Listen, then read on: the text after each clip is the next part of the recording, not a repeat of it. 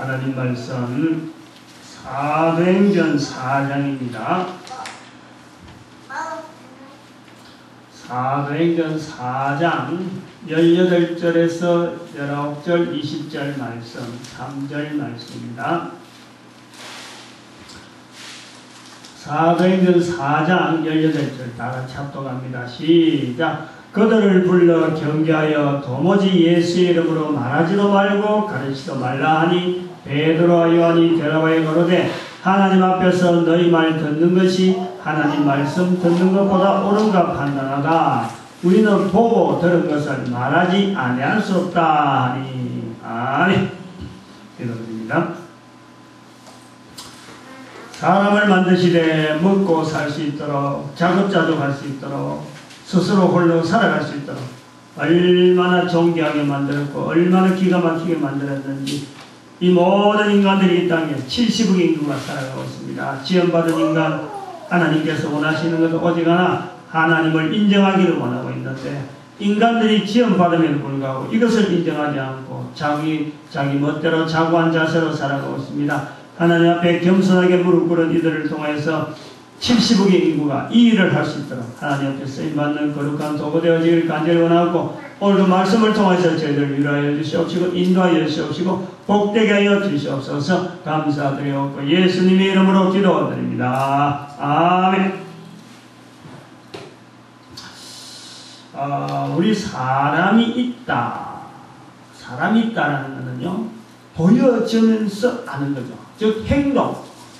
사람의 존재라는 것은 행동을 통해서 오늘 우리 김호경 집사님이 대구에 안 가고 여기 왔구나. 이제 왔으니까 아는 거예요.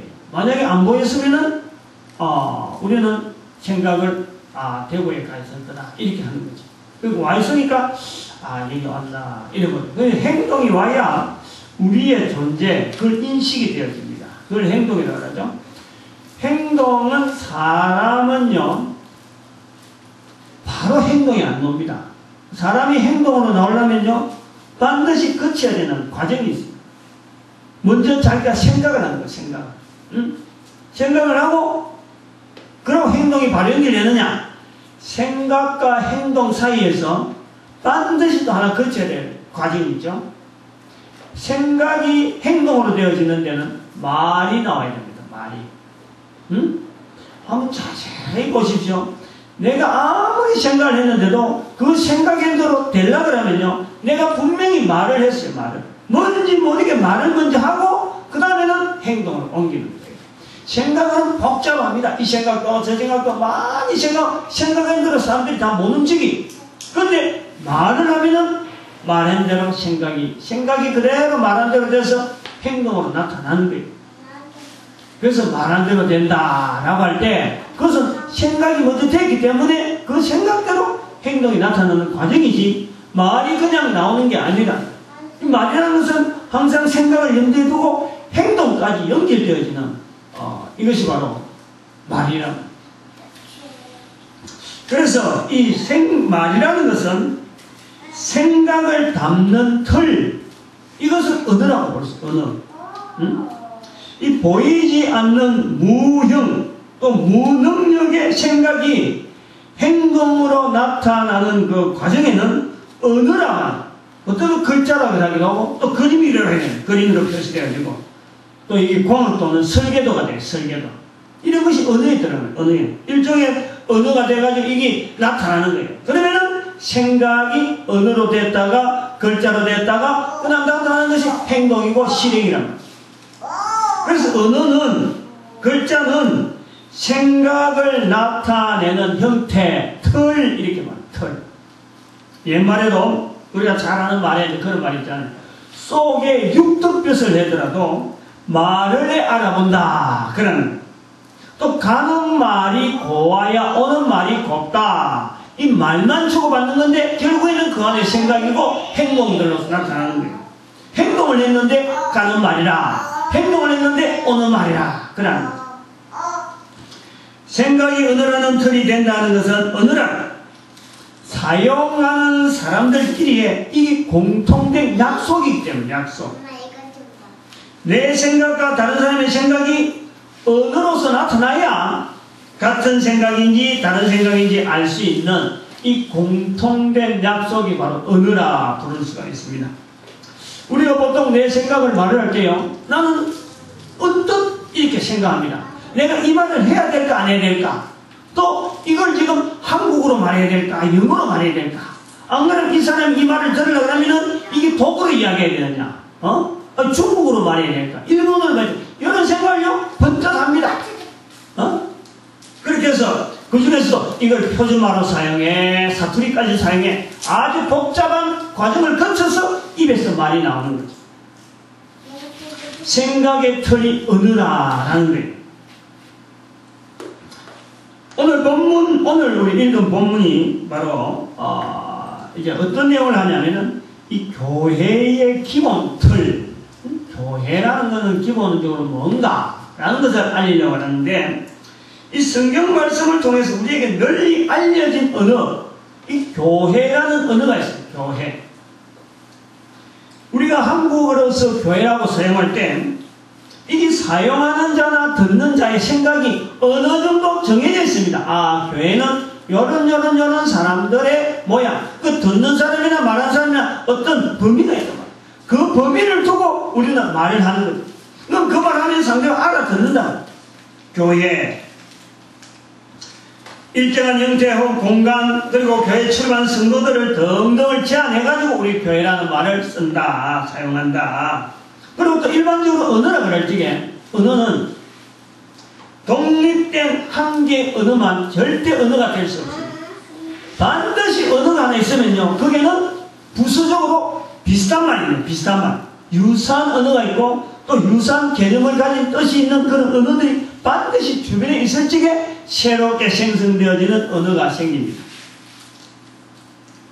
성경 말씀을 통해서 교회라는 언어가 우리 사회에서 자리 잡게 되었는데, 그러므로 한국 사회에서 교회라는 단어를 들으면, 한국 사회에서 교회라는 단어를 들으면 통용이 가능한 어떤 생각의 틀이 있다. 생각의 틀. 어떤 언어가 있다는 거예요. 어떤 언어의 개념이 있다는 거예요. 그런 언어는 만들어져 있어요. 지금 교회라 그럴 적에는 사람, 듣는 사람이나 말하는 사람이나 어느 정도 범위를 가지고 교회라 하고 생각을 한단 말이에요. 그래서 오늘 본문을 중심해서 교회에 대한 기본적인 내용, 그걸 지금 말씀드리려는 거예요. 먼저 이 교회에 대한 기본적인 내용을 알아보려 그럴 적에 우리가 먼저 생각해야 될 것은 교회의 형태가 있어요. 교회 형태. 이 교회 형태가 오늘 갑자기 생긴 게 아니란 말이에요. 이게 변천이 되었어요. 변천이. 역사적으로 변천이 되었어요. 제일 먼저는 오늘 본문 사도행전 4장 18절에서 20절에 있는 이 현장에 있는 지금 교회라고 하는 형태로 있는 거죠. 본문 자체가. 그동안 흘러오던 교회의 모습이 있어요.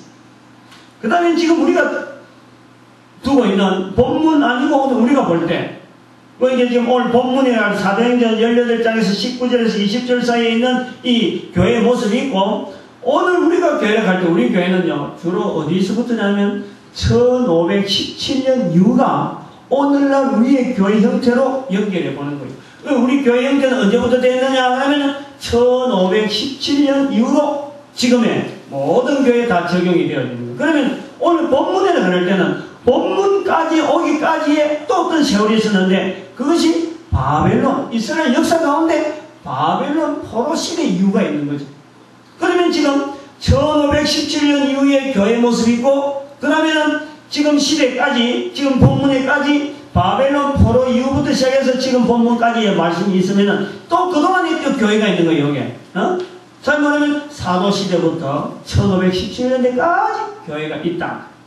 이 크게는 지금 세 가지 부분을 두고 오늘 본문을 말씀드리려고 하는데, 이 본문이 말씀되기 전에 이 교회의 변천을 보면은 여기서 예수님이 오실 때까지를 지금 본문에 보는데, 오신 때를, 오신 이전에 이 교회의 역사가 모세 시대부터 되는 거예요. 모세 시대.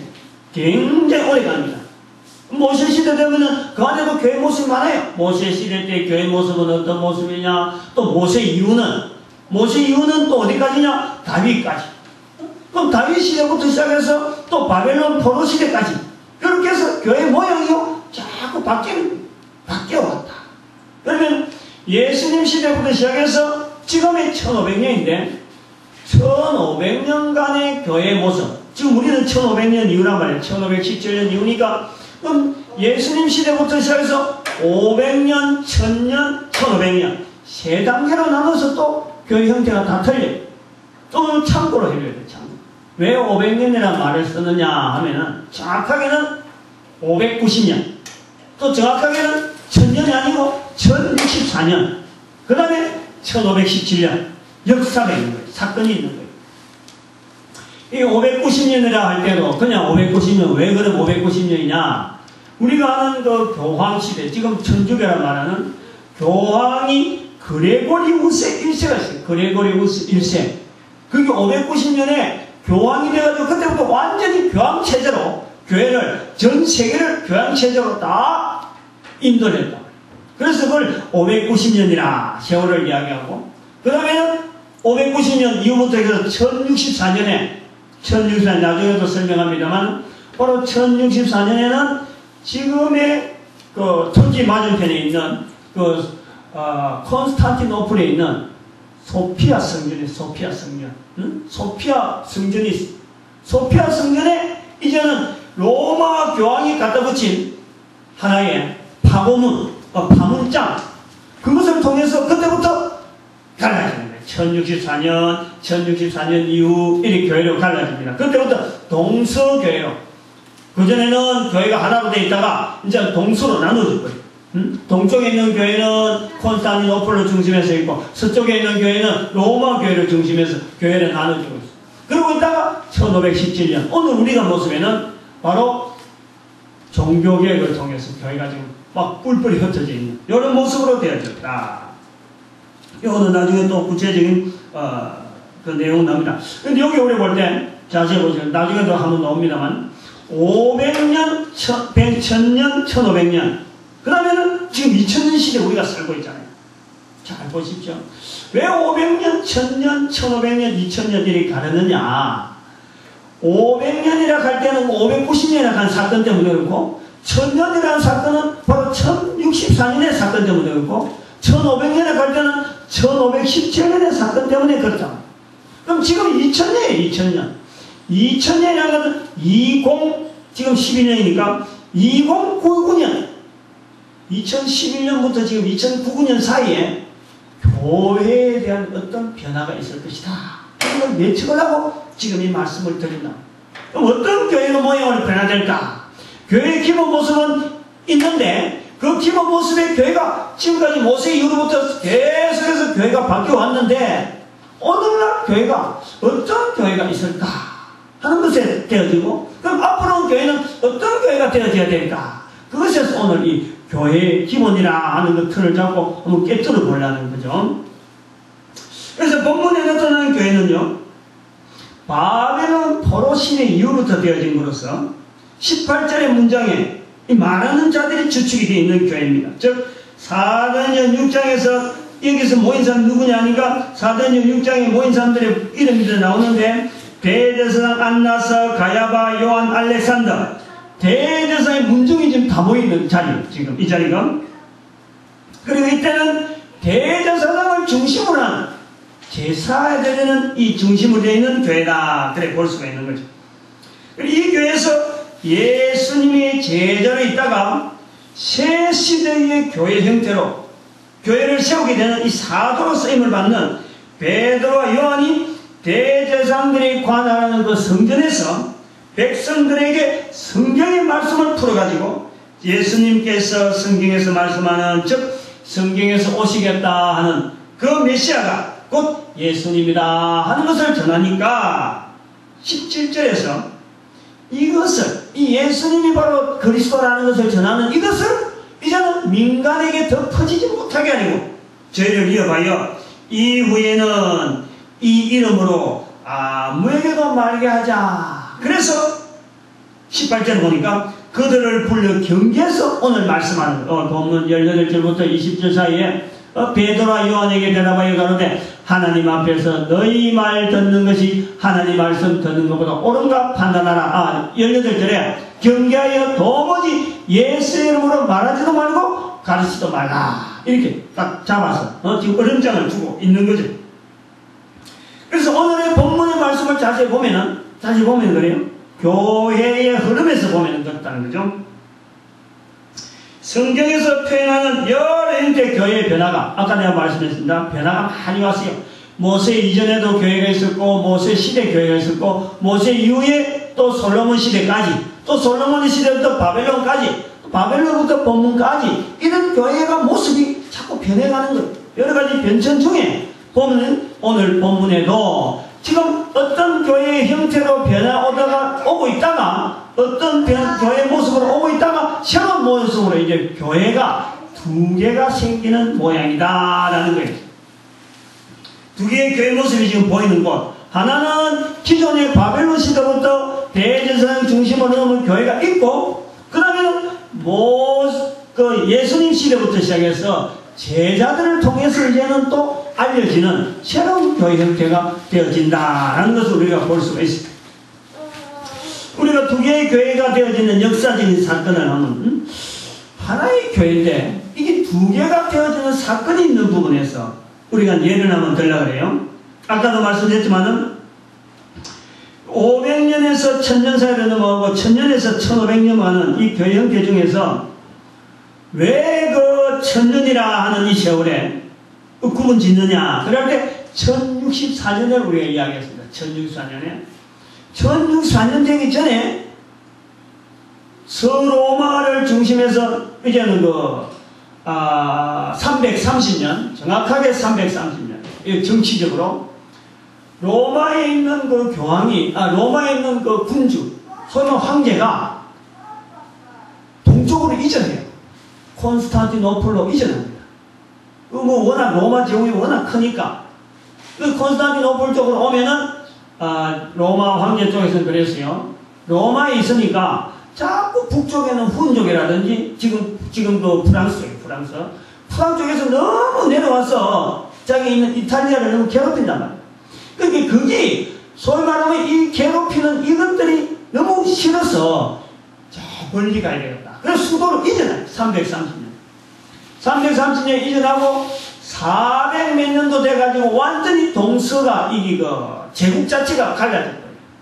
제국 자체가 갈라져 있는데 로마 자체는 아직까지 교회가 든든히 서가지고 아까도 말했지만 그레고리우스 황제, 그레고리우스 교황 시대까지 넘어오면서 그때부터 교회가 주도적으로 그 주변을 정치보다는 더 앞서게 교회가 주도적으로 한다. 그게 590년이야.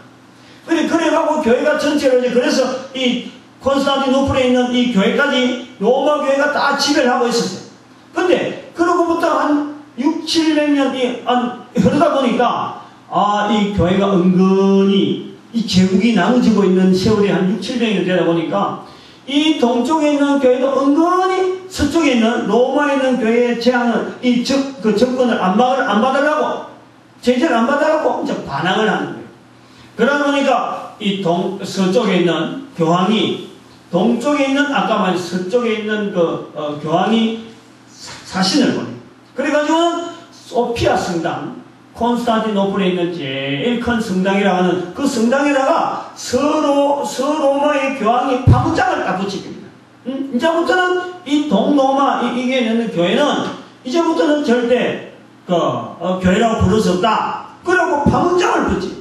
그러니까 이 파문장을 보고 동로마에 있는 이 주교라 이 사람들 주교라 이 주교들이 서쪽에 있는 교회를 로마에 있는 교회를 파문 선고를 해요. 거기 쌍방이 파문 선고를 해버리니까 그때부터는 나눠지는 거예요. 그러면 생각해봐요. 역사는 1064년에는 역사는 그냥 지나가는데 서로마 교회가 하나가 유전이 있다가 한순간에 파문장 때문에 갈라진다. 이제 이렇게 두 교회가 있을 수 있는 사건이 우리가 보는 거죠. 마찬가지로 1517년 이후로 우리가 교회의 모습을 보는데 지금 교회 모습에서 1517년을 빼놓을 수가 없죠. 1517년에 어떤 일이 있었느냐. 아까 1064년에 그런 사건을 통해서 동서로마가, 이 동서교회가 분리되어 있는데, 그러다가 이제는 1517년에 루터가, 독일에 있는 루터가 하나의 신부라. 그냥 그 있는 신부가 비텐버르크 성당의 90여 개 조항에 자기가 믿는 신앙의 내용을 가지고 한번 우리 이런 걸 가지고 문제가 있으니까 한번 좀 의논을 좀 해봅시다 하고, 그러다가 성문에다가 95개 조항에 어떤 토의 제목을 갖다 붙인 거예요. 근데 이것을 사람들이 보고 뭐 별거 아니다 하고 그냥 넘어가서도 되는데, 이걸 로마 교황청 문제를 삼아. 로마 교황청 문제를 삼아서 그 이듬해 1518년인가 19년인가 이럴 때에 이 루터를 파문을 시키고, 이제 루터는 이제 그 교회 신부도 아니다라고 파문시키니까 독일에 있던 그 주변에 기존의 교회 세력의 반발을 가지고 있던 성주들이 이 루터를 옹이하는 거예요. 우리가 결사적으로 당신의 신변을 보호하겠다. 이래 되니까 이게 무리가 쌓여지는 거예요. 그게 이게 세력이 되어진단 말이에요. 세력이 되어지니까 난주 종교재판이나 뭐가 이러면서 한 번 세력이 뭉쳐지니까 다시 교회하고 합해지지 않는 거예요. 그리고 이제 그 종교개혁을 우리가 지금 아주 참 모양 좋게 갖다 붙입니다만은, 천주교에서 볼 때, 우리 교회를 볼 때는 프로테스탄트라, 반항하는 자들이라, 아주 나쁜 소리를 붙이. 우리는 프로테스탄트를 좋은 소리를 듣지만, 이 천주교에서는 우리를 하여금 저 반항아, 저 집 나간 자들, 이렇게 부른다. 그러다는 1517년에 95개 조항을 갖다 붙인 그것을 오늘날 우리 교회에서는 교회가 갈라진 하나의 역사적인 사건이다. 그런 우리 측면에서 오늘 본문을 보면은 교회가 지금 하나의 교회가 기존대로 넘어오는데 새로운 교회로 흘러가는 하나의 과정 중에서 말하지 말라 했는데 말하는, 지금 한 무리는 말하지 말라 하는 무리가 있고 그것을 말해야 되겠다 하고 하는 무리, 이게 새로운 교회의 형태로 본다라는 겁니다. 본문에서 기존의 교회에서 예수님의 제자인 베드로와 요한을 파문시키는 내용이라고 우리는 보는 거죠. 이 파문이란 말도 역사적으로 1064년이나 1517년의 사건을 통해서 우리의 1세기 일대를 한번 보는 거죠. 이 베드로와 요한, 예수님의 제자들은 이것이 파문인지 몰라요. 이게 파문 승인인지 모르고, 왜냐하면 그 당시 그런 역사가 없으니까. 5장에 좀 계속 나가면 5장 42절에 지금 4장 사건인데 5장의 마지막 절에 가보면 아직 여전히 이 교회에 그대로 붙으면서 하는 일이 뭐냐니까, 저희가 날마다 성전에 있든지 집에 있든지 예수는 그리스도와 가르치기를 전도하기를 쉬지 아니하니라. 여전히 그 일을 계속하는 거예요. 기존의 교회가 세력이 계속 되어지면서 그 속에 하나의 새로운 교회가 아주 하나의 뿌리 부은데, 근데 조금씩 커져가는 그 모습을 우리가 보는 거죠.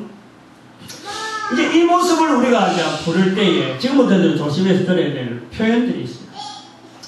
우리가 이 모습을 보면서 이런 걸 단순히 지금부터 유대교와 기독교가 갈라졌다 라고 부르지 말자는 거죠. 라고 부르지 말자. 교회에 달라지는 형태로 보자. 유대교라는 교회가 있었고, 그리고 또 새로운 어떤 형태의 변화되는 교회의 모습으로 볼락하는 거지, 이것이 교회고 이것이 기독교고 이것이 유대교다, 이렇게 잘라서 보지 말자라는 이 시각을 우리가 좀 키워보자. 그래서 앞에 길게 교회가 변천되어가는 과정으로 보려고 자꾸 예를 쓰는 거고, 역사적인 사건 속에서 있었던 조그마한 일이 어느 날 큼직한 사건이 되어가는, 이런 걸 통해서 우리가 인식을 해요. 조그마한 사건이 있었지만 이 사건이 장차 가지고 있는 분명한 어떤 힘이 뭔데, 그래서 어떤 변화될 것이다. 그래서 오늘 2000년이라는 이 세월을요, 왜 교회의 변화, 교회의 기본적인 모습에서 우리가 이걸 강조를 하려고 하면 지금 이 시점이 왔다니까. 그것도 2099년 안에요. 이게 되어진다니까 지금. 그걸 제가 지금 말씀을 드리려고 합니다. 그런 것을 볼 시각을 자꾸 하기 위해서 유대교, 기독교 뭐 이렇게 가르려고 하지 말고 하나의 교회의 변천으로 한번 보자. 이런 생각들, 이런 사고방식을 한번 제안하는 겁니다. 성경을 통해서 교회라는 단어가 아까도 말씀했지만 우리가 익숙해져 있어요. 그럼 성경에서 교회라고 할 적에 이 교회라는 자리는 어떤 기능이 있는 일반적이냐, 소말로 보편적인 어떤 형태, 교회라고 할 적에 있어야 될 구성 요소 반드시 있어야 되기 때문에 이것은 교회다라고 할 때 그게 일반적인 자리라, 그 일반적인 내용이다, 그렇게 말하고 있는 거죠. 이 성경 말씀의 모든 내용은요, 사실은 요한복음 5장 39절에 있는 말씀, 예수님의 말씀에 다 우리가 집적을 해야 돼요. 성경이 이렇게 두고도 이 성경이 뭐냐라고 할 때는 우리가 한 말씀으로 딱 대답해야 돼요. 요한복음 5장 39절에 너희가 영생을 얻는 줄 알고 성경을 상고하거니와 이 성경은 곧 내게 대하여 증거하는 것이라. 이 성경 전체에 대한 예수님이 설명하는 정의의 정의. 거기에서 우리가 성경이 뭐냐 하는 것을 자꾸 풀어나가야지 딴 데 자꾸 갔다 오면 안 돼요. 이 성경은 전체적으로 내용적이나 이루어진 것은 하나님의 섭리 가운데 섭리 중에서 예수님을 통해서 영생 얻는 길을 우리에게 알려주시는 하나님의 섭리라. 하나님께서 우리에게 허락해 주신 하나님의 도구라. 단순한 거예요. 그렇다 보면은 다시 말하면 이 성경은 내게 대하여 증거한다 하는 이 말 대신에 아까 내 언어라는 말을 이야기할 때 반드시 언어는요 비슷한 말이 있어요. 또 거기에 대신 들어갈 말이 있는 거예요. 이 내게 대하여 증거한다 할 때에 다른 말로 이해하면 무슨 말이 이해할 수 있겠느냐? 다른 말이 있다. 그 다른 말이 바로 교회라는 말을 할 수가 있는 거예요. 교회는 다시 말하면 너희가 영생을 얻는 줄 알고 성경을 상고하거니와 이 성경은 곧 교회에 대하여 증거하느니라 해도 된다. 그럼 그것이 목사님이 그 집어연 거 아니냐? 근데 그에 대한 증거가 에베소서 1장 22절이 있어요. 22절 말씀합니다. 만물을 그 발 아래 복종하게 하시고 그를 만물 위에 교회의 머리로 주셨느니라. 예수님의 자리가 교회의 머리라. 머리. 그러면 예수님이 들어갈 자리가 교회가 들어가도 된다. 그 말. 그 말씀으로 보도볼 수 있는 거죠. 아까도 말했지만 이 교회의 변천사를 어떻게 알아내느냐? 성경을 통해서 알고 있는 거예요.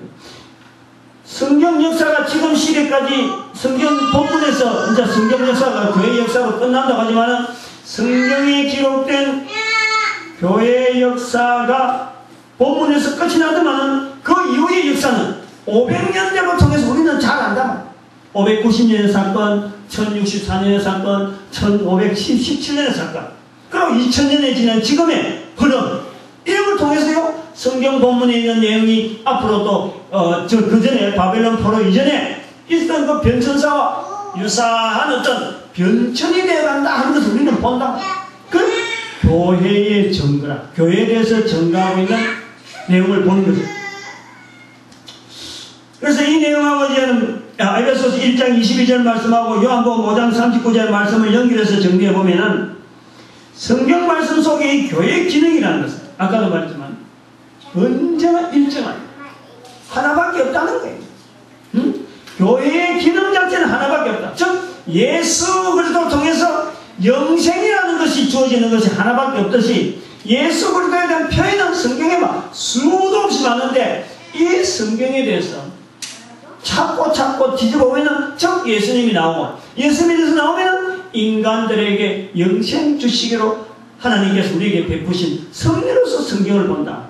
그러면은 이 예수님에 대해서 찾고 찾으면은 바로 교회의 형태 변화가 계속해서 오면서 예수님이 이 땅에 오신 거하고 연결되어지는 즉 교회의 머리 예수님이 이 땅에 오신 거 이렇게 해서 형상화되어지는 아까도 말씀했지만은 그 생각이라는 것이 한번 형상이 나타내려면은 중간에 언어가 있어야 되는데 이 언어를 통해서 예수님이 우리에게 접근해 오듯이 바로 교회의 변천이나 이런 사건을 통해서 우리가 되어지는 이 지금 현재 우리가 누리고 있는 이 교회의 역사를 우리가 성경 속으로 들여보낼 수 있는 그런 어떤 우리가 노력을 할 수 있는 거죠.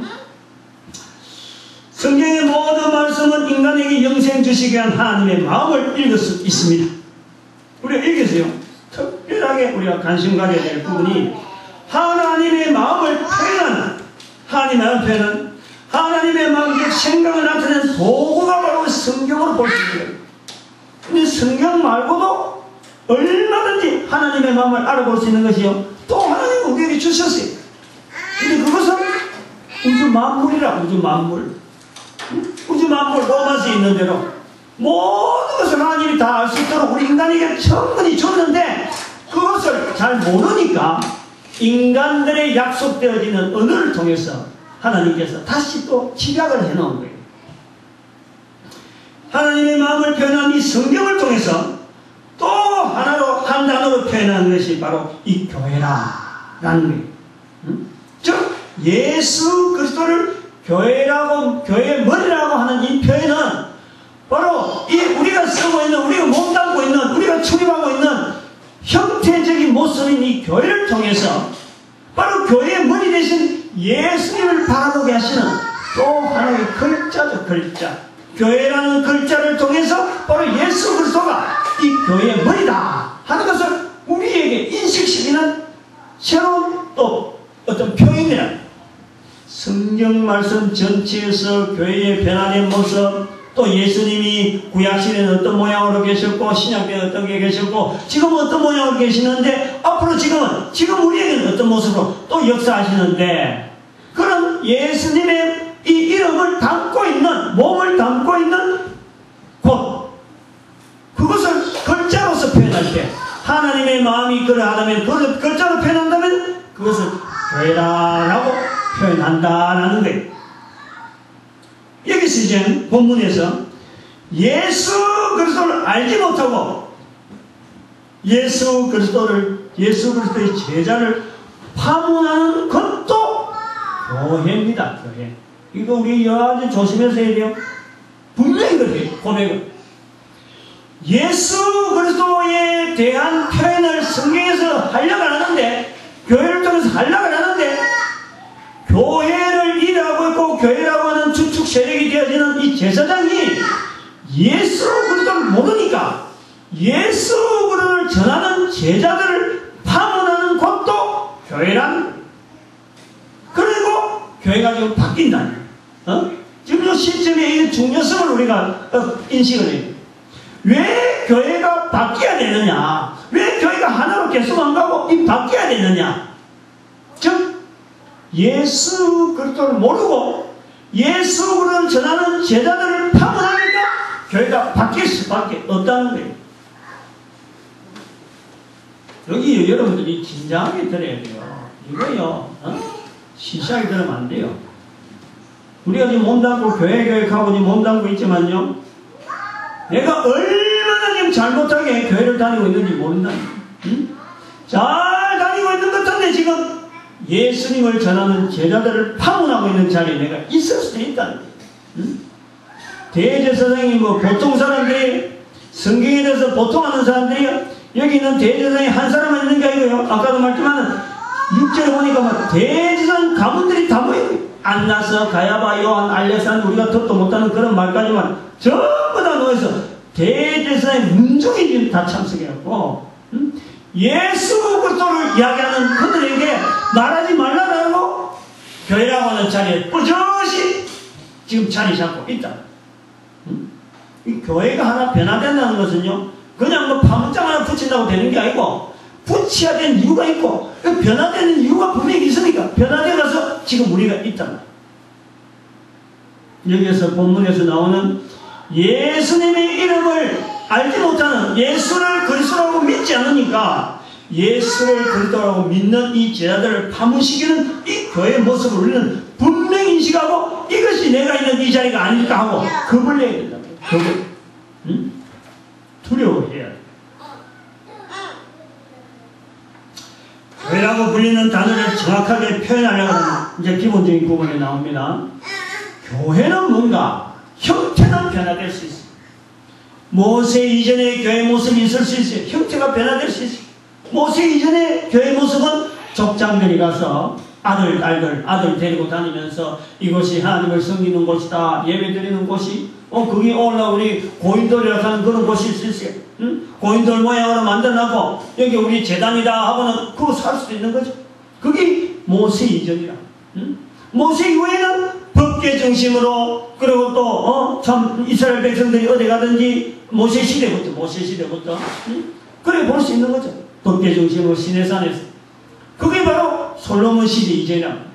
그 솔로몬 이전부터 바벨론 시대는 성전이라, 성전. 예루살렘 성전. 오직 성전. 바벨론 이후로서 교회 모습은 성전을 하되 해당했어, 해당. 응? 하나님의 말씀이 곳곳에서 선포가 되면, 바벨론 이전에는 오직 하나님의 말씀이 성전에서 선포됐는데, 바벨론 이후에는 하나님의 말씀이란 이 성경을 해당 곳곳에 갖다 놓고 선포가 되어질 때, 그것을 우리가 교회 형태로 보는 겁니다. 1517년, 1500년까지 500년 단위로 볼 때, 아까 말했지만, 이런 교회 형태가 또 분류되어 있다. 그러나 교회라고 불릴 때, 형태는 바뀌지만, 우리가 이것이 교회다라고 할 때, 분명히 하나 있어야 돼. 기준이 있어야 돼, 기준. 즉, 예수 그리스도에 대한 표현이 있어야 된다. 오늘 본문을 통해서 그걸 이야기해요. 즉, 예수 그리스도를 통해서 모든 지상에 있는 교회를 다 적용해요. 응? 왜냐하면 아까 에베소 1장 22절에 말씀했잖아요. 이건 예서로 넘어가면 안 돼요. 그냥 교회의 머리가 아닙니다. 만물 위에 교회의 머리, 만물 위에. 에베소 1장 22절. 예수님을 교회의 머리로 세운다 할 때에 그냥 교회의 머리가 아니고 만물 위에 교회의 머리. 오늘 우리 지상에 있는 사람들을 인도하고 사람들을 모으고 어른들을 인도하겠다고 모이는 모든 집단의 무리들을 우리는 그것을 다 교회라고 부를 수가 있어. 다 부를 수가 있어. 그러나 교회의 기본이라는 분명히 있어야 되는 예수 그대로 놓고 이것이 옳은 교회냐 나쁜 교회냐 이렇게 구분이 되어져야지. 이 교회가 2단이다 3단이다 이 교회가 뭐 불교다 천주교다 뭐 이슬람 교회다 이렇게 부르지 말자는 거지. 거기에 예수부터 있느냐 없느냐 그거 기준을 두고 옳은 교회냐 참된 교회냐 안 그러면 나쁜 교회냐 거짓 교회냐 이렇게는 부를 수 있더라도 거기에 하나의 교회의 변천으로 보는 이단이니 뭐 다른 종교니 이런 종교적 행위에 대해서 자기가 가진 종교가 뭐 기독교라고 자기가 가진 교신교를 교회를 뭐 개신교라고 그러고 우리가 정통인이 샀구만. 이렇게 보지 말자는 거예요. 모든 아까 말한 만물 위에 교회의 머리 만물 위에 바른 교회는 있을 수 있고 올바르지 못한 교회는 있더라도 이단 교회라든지 이장종파라든지 뭐 불교라든지 뭐 천주교라든지 이런 어떤 종교적인 부분을 가지고 우리가 부르는 하나님만이 옳은 하나님이고 우리가 부르는 예수만이 옳은 예수고 저쪽 부르는 예수는 저 이단이고 저 엉터리다 이렇게 하는 건 하지 말자는 거예요. 그래서 아까 제가 조심해서 들으라 그런 거예요. 바른 교회와 올바르지 못한 교회를 구분하려 한다면 본문에서 기준을 정해야 돼요. 본문이 바로 그걸 이야기해요. 말씀한다. 바른 교회는 뭐냐? 20절에 있는 말씀대로 20절에 있는 말씀이 바로 바른 교회. 우리는 보고 들은 것을 말하지 아니할 수 없다. 말하는 거예요. 보고 들은 것을 말하는 교회. 올바르지 못한 교회는 바로 18절에 있는 말씀. 그들을 불러 경계하여 이르되 도무지 예수의 이름으로 말하지도 말고 가르치지도 말라. 이게 올바르지 못한 교회라는 거죠. 요 두 가지를 가지고 지상에 있는 만물에 있는 교회의 기준을 잡자. 바른 교회 20절 아까 다시 한번 말씀하면은 우리가 보고 들은 것 말하지 않을 수 없다. 어떤 내용이냐? 19절에 보니까 하나님 앞에서 너희 말 듣는 것이 하나님 말씀 듣는 것보다 옳은가 판단하라. 이렇게 할 수 있는 보고 들은 것. 지금 한 교회 대표자입니다. 지금 여기 베드로와 요한은 새롭게 하나님께서 일으키려고 하는 새 부대죠, 새 부대. 새 포도주죠. 새 포도주를 새 부대에 엮는, 새 부대에 열 때, 이제 그 부대가 이제 하나의 교회 형태가 나고, 새 포도주를 지금 베드로 요한이 가지고 있는, 즉, 보고 들은. 지금 대제사장이 지금 보통 사람이죠. 이스라엘 백성들의 지금 대표면서도 한두 사람에게 지금 전체가 모이는 그 자리에서 선포한다. 그들은 말하지 말라 하는 거고, 그 종파에 있는 거고, 그곳에 있는 거고, 여기는 지금 말해야 된다 하는 지금 새로운 교회가 있단 말이에요. 이 두 가지를 두고 교회가, 어느 교회가 옳은 교회냐, 어느 교회가 올바르지 못한 교회냐라는 구분의 기준을 삼자라는 거예요. 사실 이 제자들도요, 불과 1, 2년 전, 뭐 예수님 따라 3년 다녔다 했네요. 실제로 예수님 따라서 본격적으로 예수님이 말씀하는 내용을 받아들이자 하고 길을 기울이면요, 한 1년도 제대로 안 될 거예요. 안 되는데, 뭐, 많이 잡아서 한 1년을 보는데, 1, 2년 전까지만 해도 대제사장 서기관한테 이렇게 반문한다는 거죠. 생각도 못한다, 생각. 어떻게 그걸 반문을 해? 그것을 말하면 그대로 그걸 법을 알아내는 것이 바로 대제사장의 말이란. 그리고 얼마나 충성했던 사람. 이걸 아주 조심해서 우리는 표현해야 돼요. 조심해서 믿음으로 해야 돼요. 오늘날 교회에요, 목사 말 한마디 하고 끝방하는 사람이 얼마나 많은지 몰라. 그 목사가 올바르게 시킨지 안 시킨지 이거는 둘째치고, 목사라는 것 때문에 아주 뭐 끝방한다면 뭘 시키는지, 그것이 참 자기의 신앙이 올바른지 아닌지 이거는 전혀 점검하지 않고, 이게 교회에서 올바르게 해야 되는지 아니, 이거 생각도 안 해. 그냥 뭐 껍질치고. 이런 모습을 볼 때 이 제자들이 바로 그랬단 말이에요. 베드로 요한도 바로 그런 자세에 있었는데, 예수 그리스도를 통해서 참 그 주어진 명령 때문에 바뀌었다. 1년 사이에 이렇게 바뀐 거예요. 1년 사이에. 뭐 많은 것도 아니야. 30년도 아니고. 불과 그래봐야 1년? 아니면은, 어떻게 보면 그 마지막 그 성전에 올라갔을 적에, 예루살렘 성전에 올라갔을 때 결정적으로 주어진 한 일주일. 그들이 아마 본질적으로 바뀐 것이 아마 그 기간이 아닌가. 그 전까지만 해도 누가 크냐, 하나님 나라에서 누가 크냐, 싸우던 사람이거든. 그럼 네가 크니 내가 크니 싸우던 사람. 근데 그 일주일이라 하는 기간에 완전히 사람이 바뀐 거예요. 그래서 이런 거를 우리가 말이라 하는 이 내용에 참 여러 가지 계속 말해야 돼서 나오는데, 이걸 그러면 대제사장 입장에 볼 때 이 변질이라, 변질. 내한테 충성하던 사람이 지금 예수 그리스도에게 충성한다. 자기들 뭐 그리스도란 말 쓰지는 않겠지만 뭐 예수라는 사람한테 충성한다. 저 변질자, 변절자 이렇게 부를 수 있어. 근데 그런 거 감수해야 된다. 감수. 근데 우리는 좀 더 그 보기 좋게 하려면 그런 걸 변하라. 변하라. 그러면 예수 그리스도에 대해 충성한다. 이렇게 하는 거예요. 이런 언어에 대한 이런 것까지 감수해요. 그래서 천주교에서는 프로테스탄트 할 때 욕인데, 우리는 프로테스탄트 가면 우리 스스로가 이건 자부심을 가지. 그만큼 좀 성장했으니까 그런 생각 하겠죠. 예수 그리스도에게 주어지는, 자기들에게 주어진, 예수 그리스도를 통해서 자기들에게 주어진 명령 하나가 있는 거예요. 그냥 뭐 터무니없이 뭐 예수 이름만 갖고 있지 않다. 예수 그리스도를 통해서 자기들이 펴는 것, 예수 그리스도를 통해서 받는 것, 그것을 분명히 나타내는 자기들의 생각이 하고 있는 것을 말로 하는 게 있다. 말로. 그 말이 뭐냐? 예수 그리스도를 들은 그 내용을 자기들이 말하는 그 내용이야. 왜 보고 들은 것을 말하지 않을 수 없다 하냐? 그 말하려고 하는 그 말에 근본적으로 주어지는 예수 그리스도의 말이 뭐냐? 그것이 바로 마태복음 28장 19절에 있는 말씀입니다. 너희는 가서 모든 족속으로 제자를 삼아 아버지와 아들과 성령의 이름으로 세례를 주고 내가 너희에게 분부한 모든 것을 지키게 하라. 내가 세상 끝날까지 너희와 항상 함께 있으리라. 예수님이 함께 있는데 모든 족속으로 제자를 삼아. 모든 족속. 사도행전 1장 8절에도 오직 성령이 너희에게 마시면 너희가 권능을 받고 예루살렘과 온 유대와 사마리아 땅끝까지 이르러 내 증인이 되리라.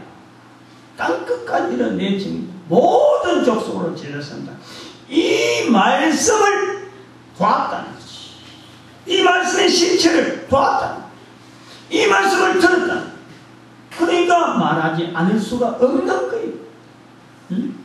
뭐 그냥 뭐 무조건 뭐 예수에 대해서 이야기한다고 해서 뭐 그냥 뭐 떠든다고 이 대제사장이나 이 사람들이 당연히 수가 없는데 자기들이 보고 들은 것이 분명히 있으니까 자기들이 명령을 지금 자기에게 생생하게 떠올리기 때문에 대항을 해 나갈 수 있는 그런 어떤 한 교회의 시작, 우리가 그걸 보고 있는 겁니다. 그래서 예수님께 주신 그 말씀 통해서 사도행전 또한 4장 12절에 말씀하니까 다른 이로서는 구원을 얻을 수 없나니 천하 인간의 구원을 얻을 만한 다른 이름을 우리에게 주신 일이 없느니라. 천하 인간의 이 단순하게 우리 시대에 이런 게 아닙니다. 이 표현들을요, 성경의 표현이 우리가 이 성경 말씀을 하나님께서 인간들에게 영생 주시기로 참 이렇게 섭리된 말씀이라 할 때 이 표현 하나하나를 우리가 그냥 읽는 거로 끝나는 것보다는 내가 자꾸 새겨야 돼. 내 생각을 자꾸 만들어야 돼. 천하 인간이라. 베드로가 천하 인간이라고 할 때요, 이게 당대만 그런 게 아니라 베드로 이후에 돌아오는 지금 2000년이라는 세월까지 돌아오는 모든 세월 속에 이름을 구원을 이름으로 주시는 예수 그리스도밖에 없을 거예요. 그게 성경에 영생 얻기로 너희들이 성경을 상고하거니와 내게 대해 증거하는 바로 그 이름이 바로 예수 그리스도 이름이다. 오직 한 이름. 그럼 우리가 교회라고 할 때 올바른 교회, 옳은 교회, 참된 교회, 올바르지 못한 교회, 나쁜 교회, 거짓 교회, 이거 차이는요 철저하게 하나로 돼. 하나만 딱 구분해. 예수 그리스도의 명령 속에 모든 저 족속으로 제자를 삼으려고 하는, 그래서 성도들이 출입하는 거예요. 교회를 출입하는 사람이라 하면은 모든 족속으로 제자 삼으려는 사람들이 출입하는데, 그렇게 소문나야 되고, 사도행전 1장 8절에 있는 대로 내 증인되어야 되는 그런 사람들만 열심히 출발해야 되고 출입해야 되고, 그런 사람들이 출입하는 소문나는 교회가 되어야 되고, 그것이 그런 사람 출입하는 것이 교회다 하고, 이게 막 일반인들한테 각인이 돼. 교회라 할 때 막 복잡하게 이것도 교회가 저것도 교회가, 야 그게 교회인지 아닌지 모르겠더라 할 게 아니고, 교회라고 할 때 다른 사람 볼 때 거기에 다니는 거기에 출입하는 사람은 오직 예수 그리스도만 이야기하는 사람이다, 여러 쪽으로 소문이 나는 그것이 교회라고 하는 정의로 우리가 내려. 이게 사회적인 활동이 돼. 사회적인 이게 인식이 돼. 교회라고 하는 말 자체에 대한 이 어떤 통념적인 어떤 그 정의가 모든 사람이 그렇게 인식되게 만들어야 돼. 그래서 우리가 새로운 교회가 필요하다라는 게, 2000년이라는 이 세월이 바로 새로운 교회가 필요하다. 1500년의 세월하고 지금하고 구분되어야 될 분명한 때가 왔다는 거예요. 왜냐하면 지금 교회가 그렇지 않고 있습니다. 지금 교회는요, 뭐가 교회인지를 모르는 거죠. 십자가 그러는 거 모르는 거예요. 예수 천당 불신지역을 하면 오히려 이단이라고 해요. 이단이라. 전도 교회 목사가 전도 많이 하면 저기 뭔가 이단 교회지, 이단 교회 무슨 목사냐 이란다. 교회가 지금 그렇게 돼 있어.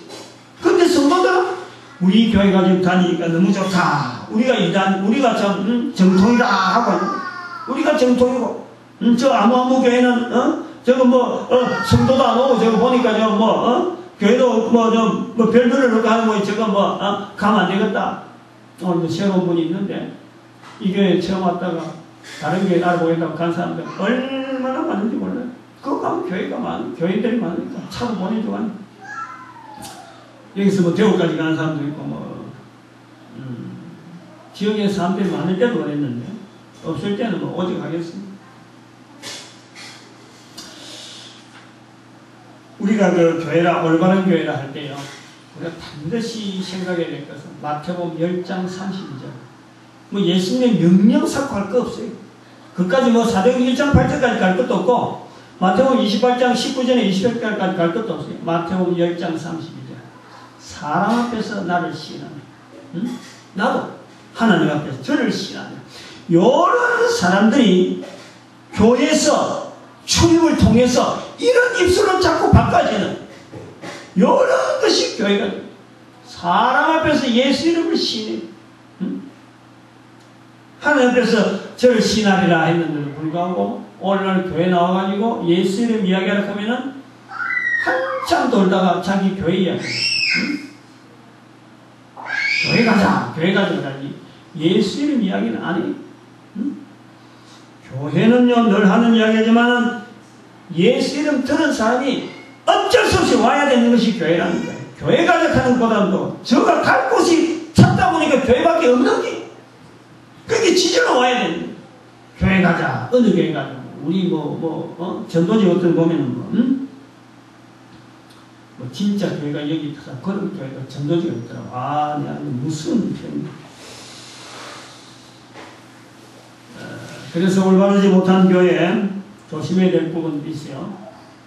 그 출입하는 성도들이 예수 이름은 말하지 않고 다른 사람들의 귀에 예수를 전가하지 않고 있음서로 그러면서 올바르지 못한 교회가 분명한데 여기에 이제 하나의 감추려고 하는 시도가 있다.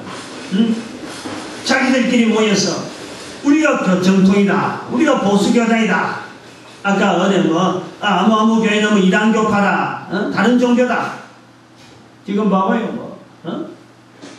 신천지가 얼마나 무서운지 모르지만 신천지 때문에 신천지가 조금 움직였다면 우르르 소문을 내고 목사님들 핸드폰으로 전부 다 문자 담아내고 무슨 집회가 있으니까 조심해라 했고 이 도대체 무슨 신천지가 무슨 예수님 오시는 거하고 똑같이 떠들썩 하고 왜냐니까 성도들이 교회 다니면서 예수님을 말할 줄 모르니까 누군가 새로운 사람이면 겁을 내는 거예요.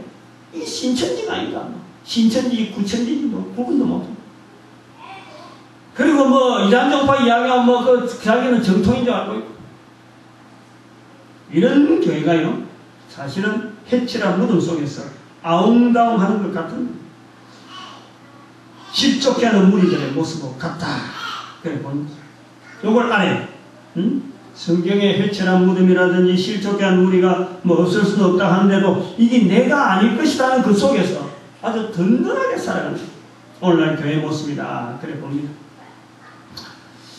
모든 인간들에게 유일하게 구원자를 주신 하나님의 인간 구원의 섭리에서 인간들이 만든 종교의 평균이나 도토리 키재기식의 우월주의 이거는요 본문의 말씀에서 우리가 정신 차리고 19절에 베드로와 요한이 대답하여 가로되 하나님 앞에서 너희 말 듣는 것이 하나님 말씀 듣는 것보다 옳은가 판단하라.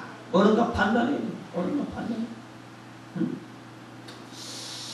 그리고 이제 우리가 마지막 교회의 보편적인 내용을 좀 한번 설명하려고 합니다. 마지막 구분이라. 요거는 꼭 알려야 돼요. 요 내용은 한번 설명을 해요. 왜냐하면 1517년 이후에 우리 교회에 있는 새로운 풍습 하나가 목사가 설교를 한다 하는 이 부분이 그전에는 목사 설교는 어림도 없는 거죠. 목사 설교는 들으려고 하지 않고 목사 설교라는 자리가 없는데 1517년부터 목사는 설교하는 자리로 지금 자리 잡고 설교자의 자리는 어제가 제가 설교도 한번 했습니다만 제목을 가지고 하나님의 말씀을 전하는 어마어마한 자리에 지금 올라가 있는 이 자리가 바로 이 목사, 설교, 이 내용이랍니다. 그래서 1517년의 오늘에 우리가 이제 속하고 있는 지금 교회의 모습인데 여기에 이전에 달라진 모습까지 비교를 하면서 당위성이나 필요성 이게 분명히 있을 것이고 그러므로 하나님께서 허락했다는 거예요. 1517년 이후로 허락했는데 그리고 버려야 될 것이 있다는 거예요.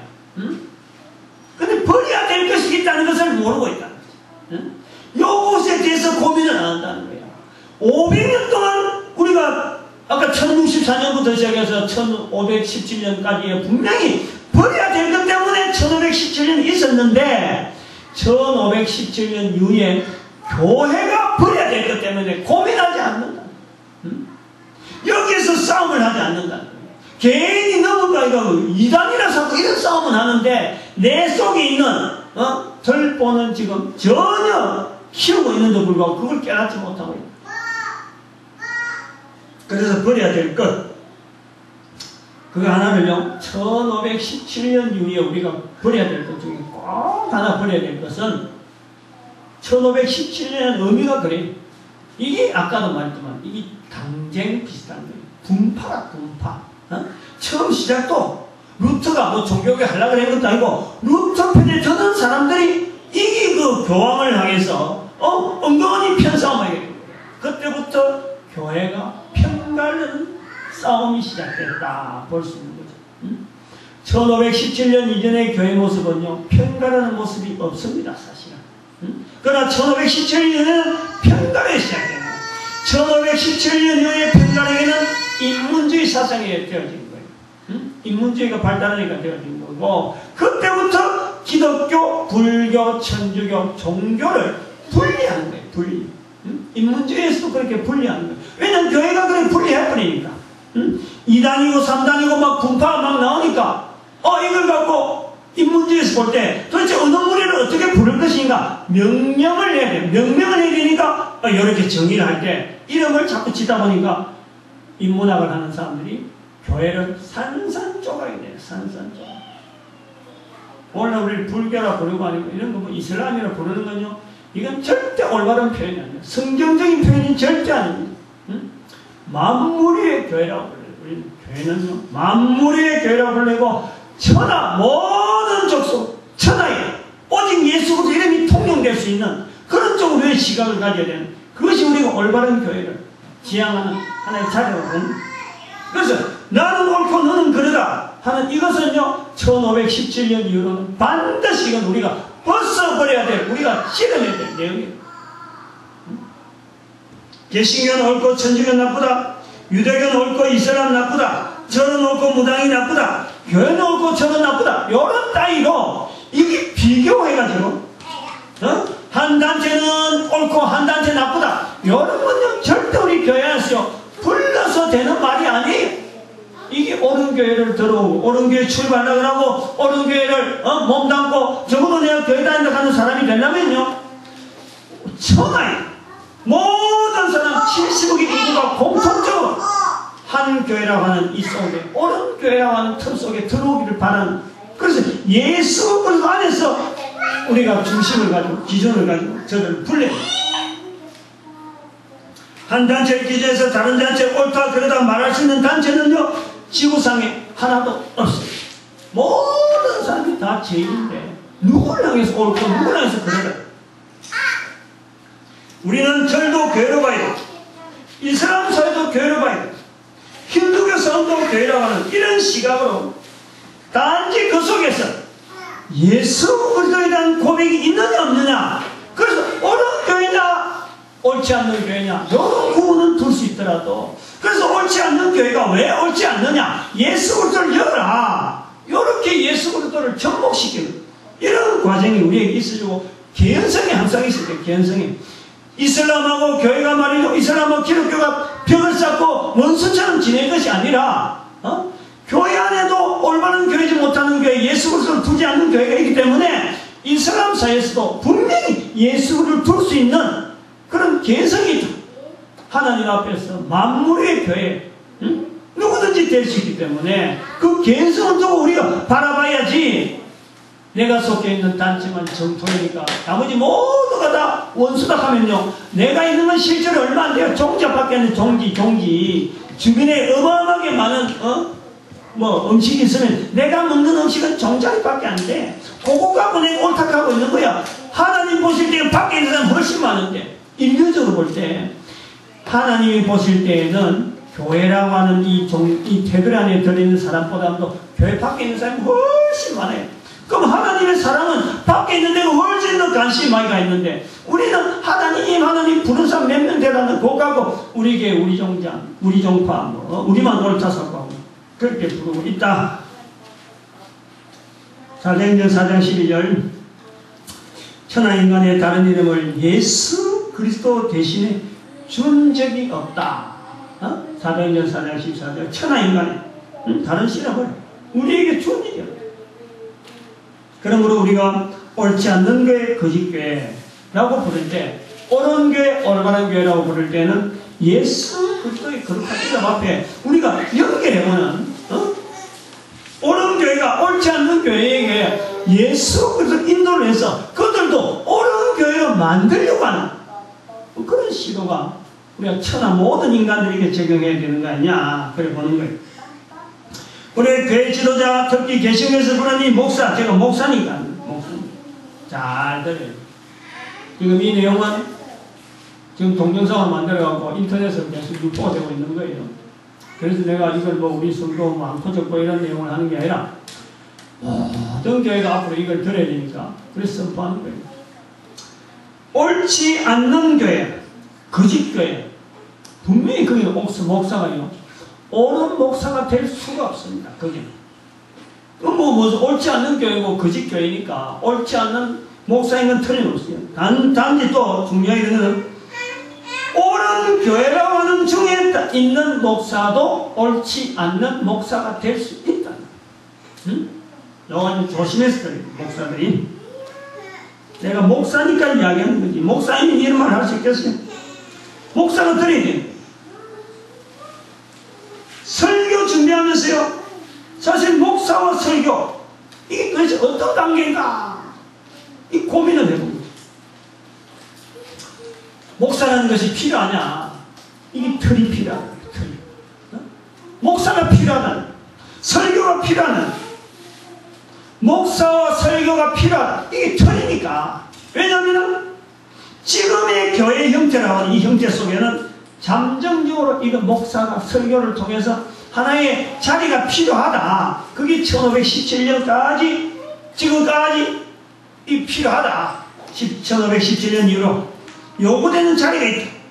그러나 아까도 말씀한 행동으로 나타내게 되려면 언어락하는 것이 하나를 통해서 생각이 이렇게 전달되어지는 것처럼 하나님의 마음, 하나님의 생각이 일반인에게 전해지는데 목사라는 것이 1517년에는 하나의 과정으로 필요했어. 그러나 지금 이게 계속 필요하냐? 이건 한번 생각을 해봐요. 1517년 이후부터 지금 2000년, 11년, 앞으로 99년 사이에 분명히 교회가 바뀌는데 역사가 그랬으니까 2090년까지는 99년까지는 뭔지 모르게 새로운 변화 형태로 교회가 나타날 수밖에 없어요. 이건 역사가 그랬어요. 교회 역사가 그랬기 때문에. 그런데 여기서 분명한 것은 목사의 자리가 지금처럼 설교하는 자리와 목사의 자리가 되겠느냐, 이게 바뀌어야 됩니다. 우선은 설교의 내용이 지금 바뀌어야 돼요. 지금 자리에서 준비하기 위해서 설교의 내용이 바뀌어요. 본문 4장 18절 2절 말씀에서 사건에서 볼 때 바로 이것은 3장 1절 이하의 사건에서의 연장선인데 3장 1절 이하에서 베드로와 요한이 성전에 기도를 하면서 나면서 안전뱅이를 구건한 사건 때문에 사건에 지금 사도행전 4장의 사건이 연결되어지는 거예요. 베드로와 요한이 안전뱅이를 낫게 하면서 말하는 내용이 있어요. 은과 금은 내게 없거니와 내게 있는 것으로 내게 주노니 곧 나사렛 예수 이름으로 걸어라. 나사렛 예수 이름으로. 은과 금은 내게 없다. 지금 저는 볼 때 목사의 자세가 필요한 것입니다. 은과 금은 내게 없다 하는 이 자세가 필요해요. 지금은 목사님들이 너무 은과 금을 너무 향해서 나아가는 거예요. 응? 은과 금이 많아야 목사인 것이. 큰 교회 목사는 당연히 고급 세단차를 몰아야 행세하는 거예요. 목사 행세하는 거예요. 성도들은 그 고급 세단을 보면서 내가 낸 헌금이 지금 이 목사님의 이 차 운행하는데 비싼 기름값에 지금 들어가는구나 생각하고 있는데도 불구하고 목사들은 그걸 타야 목사 행세를 한다고 보고 있다. 그래서 차량 기종 연습을 많이 해오고 있어요. 목사님들이 놀러 간다 그러면 항상 1년에 몇 번씩 봄, 여름, 가을, 겨울 항상 수련회니 무슨 회니 해갖고 목사들이 제일 먼저 제일 많은 시간에 놀러 다니고 있어요. 나사렛 예수 이름을 가지고 나사렛 예수 이름은 전해야 되는데 오히려 나사렛 예수 이름을 일컬는 행정, 교단 운영이라든지 뭐 2단이니 3단이나 이런 데 뭐 구분하는데 이런 일의 뒷전 예수 이름은 뒷전이고 그 행동은 앞장서고 있고. 그래서 2011년 지금부터 2099년 사이에 교회가 분명히 지금하고 달라지는데, 그걸 이제 앞으로 인터넷 통해 자꾸 달라지는 교회에 대한 모형을 자꾸 이야기하는 거예요, 우리가. 달라지는데 반드시 목사가 준비해야 되고, 여기에 대해 대응을 해요, 대응을. 달라지는 게 분명히 달라지니까, 500년 역사가 가는데 590년, 1064년, 1517년, 이게 5, 10, 15, 20으로 넘어가고 있어요. 이건 완전히 역사가 왔는데 괜찮을 거라고 보는 것은 목사로서는 지금 여기에 굉장한 어떤 사이비한 그런 자리에 있다라고 보는 거예요. 역사가 그래 왔는데 되어질 거 뻔히 알고 예수 모시기 뻔히 안에 두고 안 할 것이다 하고 포장을 하면은요, 이 절대 잘못된 줄. 그래서 이제 전체적인 결론을 냅니다. 교회의 틀적인 모습에서는요, 교회는 분명히 시대와 문화에 따라서 형태가 다르게 보여요. 형태가. 우리가 언어를 쓰는 것도 같은 단어를 쓰려고 하는데도 이게 세월이 지나면요, 같은 단어를 쓰는데 의미는 다르다. 말도 그렇는데 이 교회라고 하는 어떤 그 하나님께서 어떤 영생을 참 주시기로 작정해서 우리에게 허락되어지는 이 사회 속에서 변화되는 역사 속에서 되어지는 이 교회가 변하지 않는다 하는 그거는 안 맞는 거예요. 시대와 문화와 그 지역 주민들에 맞도록 교회의 형태는 바뀝니다. 그러나 교회가요 분명히 있어야 될 분명한 이유는 예수 이름 때문에 있는 거예요. 여기 본질적. 바로 이 교회는 이 본질적으로 예수 그리스도의 몸된 교회이므로 예수 그리스도 이름을 근거해서 불러야 되고, 교회는 예수님께서 허락되어지는 그 내용을, 예수님께서 허락되는 그 내용을 우리는 선포해야 됩니다. 알려줘요. 철저하게 예수 그리스도 중심으로 해서 운영되어지고 여러가지 절차나 예식들이 전부 다 개조가 됩니다. 지금은 교회 1517년 이후로 교회에 버려야 될 것을 이게 준비 안 하다 보니까 2000년 전에 지금 사도 베드로나 사도 요한이 외치던 이런 모습 이후에 나쁜 것이 어마어마하게 묻어왔는데, 이 묻어온 것을 교회가, 기존의 교회가 이래왔다, 이렇게 하는 게 정통이라 하는 거기다가요 고치려고 하지 않아요. 고쳐야 될 것이 굉장히 많은데 고치지 않아요. 오늘 우리 교회 들어있으면서 들어가 보면은 당시에 이단이라 하는 그런 내용들 지금은 뽀젓이 하고 있고, 지금은 보십시오. 우리가 교회가 얼마나 난장판이, 교회가 우리 교회는 또 나름대로 또 의자는 없앴습니다만, 교회 하면 의자를 있다가 없앤 이유도 있지. 교회 의자 뻔히 두고도 교회의 복잡한 구조를 가지고도 허락되는 부분이 있고, 허락이 안 되는 부분이 있는데도 불구하고 이런 거 대해서요 전혀 고민을 안 한다. 의자를 치운 이유는요 단순해요. 전도해가지고 우리에게 처음으로 나오고 나이가 60이 된 사람이 우리에게 처음 왔는데 하나님을 한 번도 부르지 못한 사람이 의자에 딱 앉았는데 첫 자세가 발을 탁 꼬고 있다. 발을 탁, 한쪽 발을 들어서 한쪽 발을 땅에 대고 의자 앉아서 발을 탁 올리는 거예요. 내가 그거 보고 당장 그 중간부터 의자 없어. 도대체 평생에 하나님 앞에 나오지 못한 사람이 교회 한번 나와도 첫 자세가 저렇게 그만된 자세로, 무릎 꿇는 자세도 아니고 저런 자세로 보여주는 게 교회라면 의자 이거는 없는 게 차라리 낫겠다. 그래서 의자 없는 거예요. 뭐 고민을 해보는 거죠. 뭐 이렇게. 근데 어쨌든 2011년 나머지 앞으로 한 80년 뭐 90년 정도 남아있는데 어떤 모양으로 어떻게 변해될지, 내가 뭐 90년 끝까지 가면서 살아있진 않을 거니까 그러므로 지금 인터넷이라는 이 동영상을 지금 유포할 수 있는 이런 어떤 그 매체가 있으니까 계속해서 인터넷을 통해서 이런 자료를 남기는데, 반드시 2099년 이후가 되면 교회의 달라지는 모습에 하나의 분명한 것은 교회 목사는 설교하는 사람이 아니고 전도해야 되는 사람이다 하는 것을 못이 박히기 바래요. 오직 예수 그리스도로 선포하는 응답하면 내게 있거니와 내게 있는 것을 내게 주는 곧 나사렛 예수란 이름 앞에 모든 목사들이 적어도 목사라고 불리는 사람들이 이것에 자부심을 느끼고 응답을 가지는 것보다는 참 이것을 선포하는 입술 가진 것에 하나님을 감사하는 그런 목사들이 참 줄줄이 나오는 그런 시대를 바라봅니다. 다 같이 한번 기대를 해볼 수 있는 그런 소망이 아닐까 바라봅니다. 기도합니다.